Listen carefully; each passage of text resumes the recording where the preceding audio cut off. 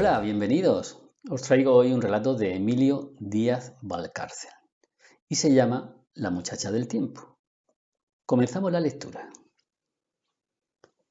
Todas las tardes, la pareja de ancianos esperaba en la pantalla del televisor a la muchacha del tiempo, sentados en el decrépito sofá que olía a orina de perro. Ese era el más claro recordatorio de Blackie. Con su muerte ocurrida hace ya 4 años, habían sufrido más que nunca el vacío de la soledad, el cansancio de los años que sobrevivían con resignación, hasta que un buen día tocó a su puerta el hombre joven que habían mimado de niño con irreprimible vocación de abuelos, su nieto.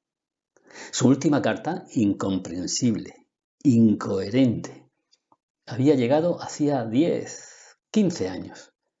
Imposible recordarlo con certeza ahora. A los pocos meses se fueron acostumbrando a las curiosidades de la nueva experiencia.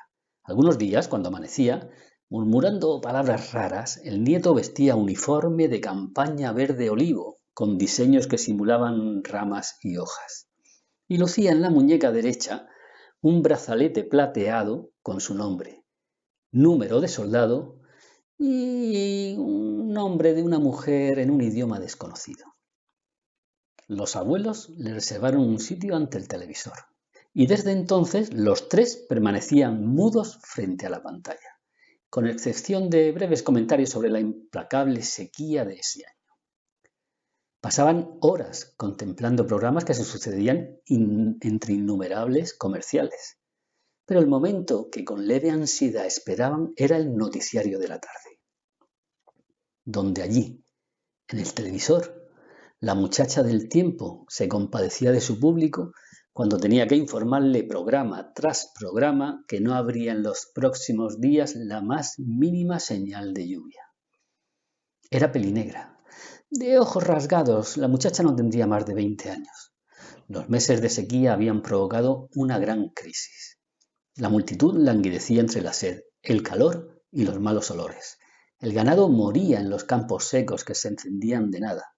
Los frutos se secaban en las ramas ya sin hojas.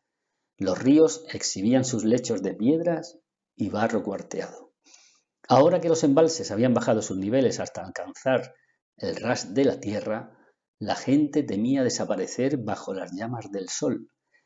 Pues entonces la muchacha del tiempo parecía más atribulada que nunca, avergonzada y dolida de no poder ofrecer una ansiosa esperanza a esa multitud que la esperaba. Una tarde, la muchacha no pudo soportar las malas noticias que debía comunicarle a su público. Así que saliéndose del guión, exclamó: «Juro que yo no tengo la culpa.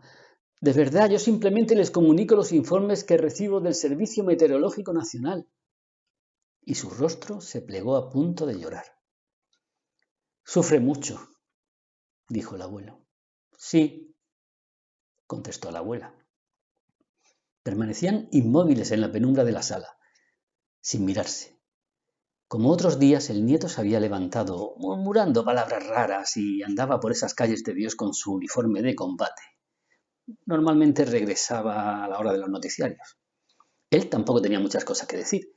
Se limitaba a un sí o a un no a veces, y repetía las palabras del abuelo. «Sufre mucho». Ese jueves pudo haber sido cualquier otro día, desde luego, puesto que nada habría evitado los hechos.